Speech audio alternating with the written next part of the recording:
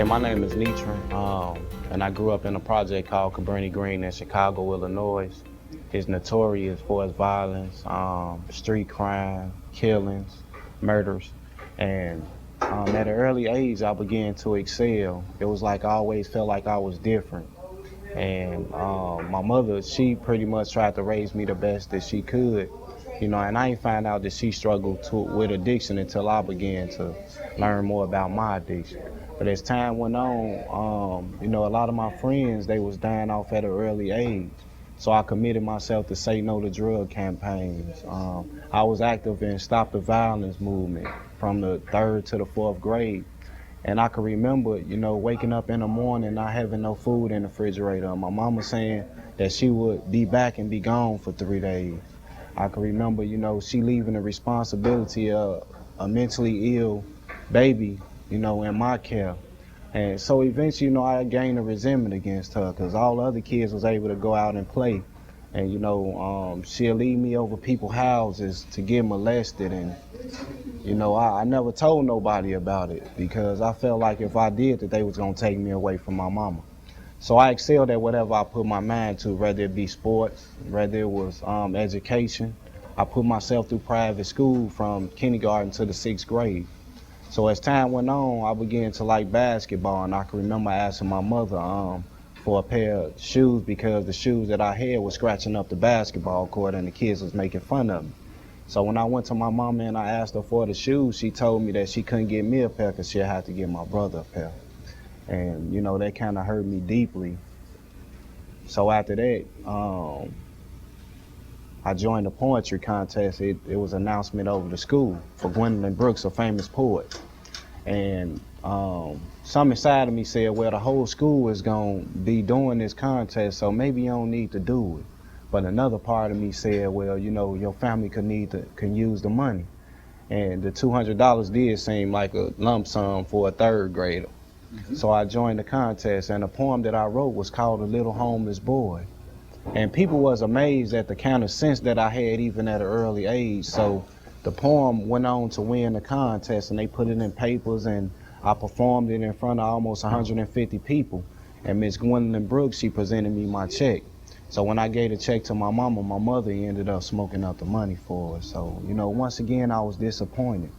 And I can remember going to sleep, having a dream about having a Christmas because, mama didn't have the funds to provide us with a Christmas.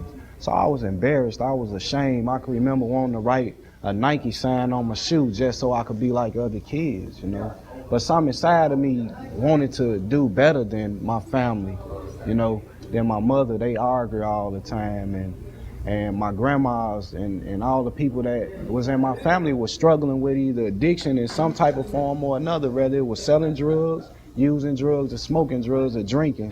Addiction plagued my family. So I didn't want to be like that. So I made every attempt for me not to have to live the way they live. But when I turned 11 years old, I went to jail for attempted murder that I didn't commit. And the thing about that was, I was a good, decent kid up until that point. But when, I did the time in the juvenile system, when I got out, I was hardened. And, I was resenting the police. I was resenting my mama for, leaving me, and then, not coming to see me like I thought that she should. So when I got out, I started running the gang. I joined the gang, and everything went downhill from there. I began to sell drugs to the very people that, I began to join the very people that I never wanted to be like. Because the thing about it with me was I always knew how to do it because I seen it my entire life. I just ain't want no part of it. But once I began to apply myself to it, I took off at it.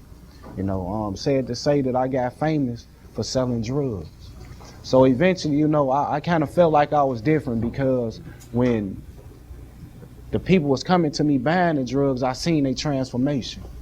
I seen how they'll come in and look all beautiful, and eventually, they looked like zombies or something out of horror film. So God was dealing with me on a deeper level. He made me have this vision of when I was little and my mama took me to get drugs and I was hungry, and my mama just continued to buy drugs, and I was sleeping and my feet was hurting, I was tired. Then it began to rain. We was outside with nowhere to go. So, you know, I wanted a way out. But in Chicago, there's only one way that you get out, and that's either death or leave. And I chose to leave. It got to the point I went from all this money into zero. It looked like I was using drugs just because of the pressure that was weighing down on me from the people, the very people that I grew up with. So once I made it here to Birmingham, Alabama, I was 19 years old. Time had shot by. My accomplishments was to a minimum. The only thing I really accomplished was escaping Cabrini Green. So when I turned 19 and I got here, I joined the church. Once again, they put high expectations on me. He gonna be a prophet, he gonna prophesy and bring many people to God. And, you know, 2 years went on, you know, I was working, still staying with my mother, but I was in a whole lot better shape than I was when I was in Cabrini Green. I could kind of feel the difference. I was shopping at thrift stores all over again. So, you know, I began to change the small things about me. And I got this bright idea, you know, that I'm still young, I might as well enjoy myself.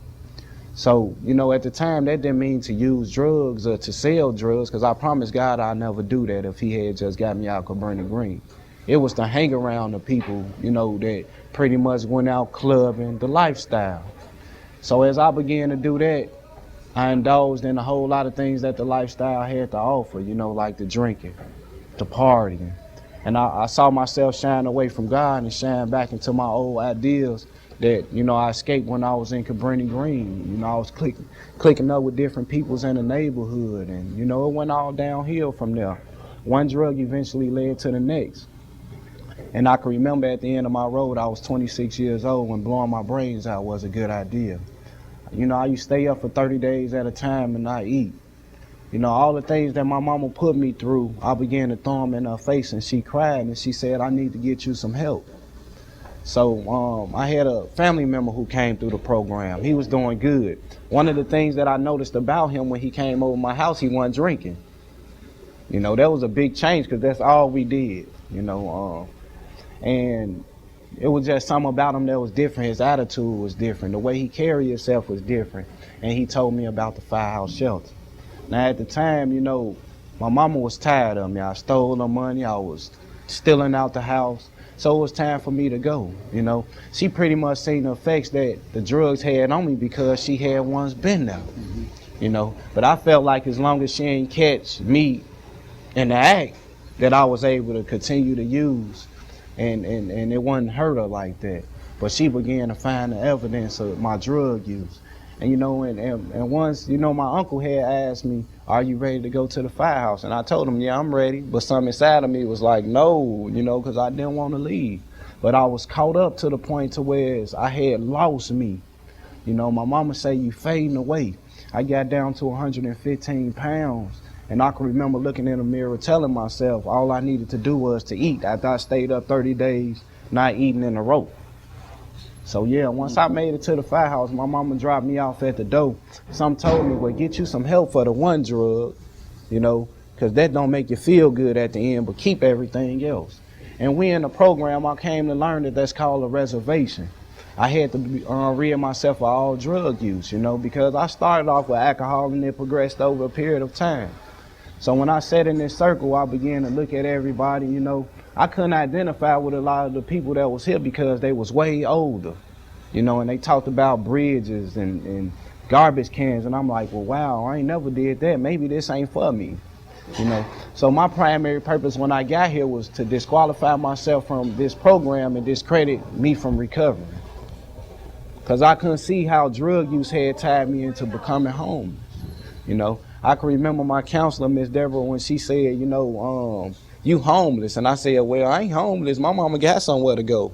You know, but what did Nichrien have with his name on it? So as I began to sit here and not use drugs, I began to think with my same mind that when I was little, far as having some clarity, you know, because it was points of time that I used every single day, you know. So I was like 15 days clean, and some came over me and said, well, if you don't want to eat out of no dumpster or sleep under no bridge, then maybe you need to do what's required so that you won't have to, because evidently you're on the same path that they on.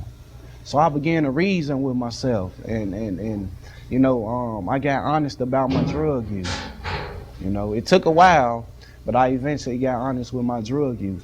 It was like, you know, I went in my past, all the molestations and stuff that happened to me, I began to forgive people for it. And my spirit got lighter, and I was able to sleep upstairs at night because I had a people's problem. You know, my thing was forget everybody, forget the world, you know, and it leaked out into my attitude. But Miss Deborah said, I'm going to break you down like a shotgun. That's exactly what she did. For that lady, I'm grateful. Because I understood if it would have cost me $20 to join the team to recover, I wouldn't have had it. If it would have took for me to be honest with myself when I got here, I wouldn't have had it. So the Firehouse pretty much gave me an opportunity to reach my full potential. Like, I believe in the shelter because I understand that when we get here, we broken. Like, all the hope is gone. All the feelings of being worthwhile is gone. To be able to come from that state to a place where I am today, I truly believe that it's a miracle. And, you know, the thing with it is it didn't cost me nothing. So as I began to go through the process, I went to housing and I began to work on the foundation as far as recovery. I went back to school, you know, because my man was telling me when I was younger I wasn't smart enough to go to school. So I went back to college and got me electrical, certified in electrical. Then I went on to do H&I for a program where we go into hospitals and institutions and carry a message that the people that's in there, that they don't have to use drugs, that we found a way out, which is real important to me, you know, to be able to help somebody at the lowest point in their lives, you know, is what I enjoy to do.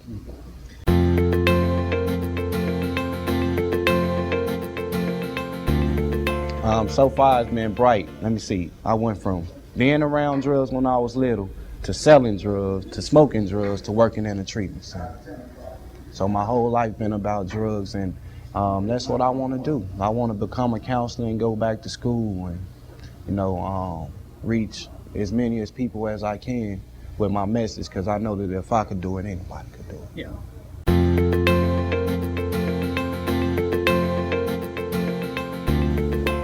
The best thing to do is just to stop. And that might seem, you know, cliches, but it's different like when you got other people that's going through what you're going through. You ain't alone. But if you, most of the time you try to do it on your own, it's trial and error. Yeah, so my thing would be, you know, a treatment center, you know, a place where you could meet other people who's struggling just as you struggling, so that, you know, you can lean off their strengths.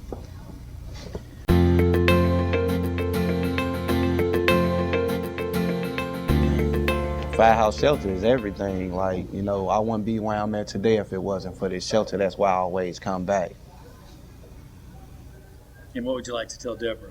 I like to say thank you, you know, because I understood that she didn't want me running in and out of her office all the time telling her about how I'm recovering. She'd rather see it. And today is finally paying off, like it's showing today. So I want to say thank you, Miss Deborah.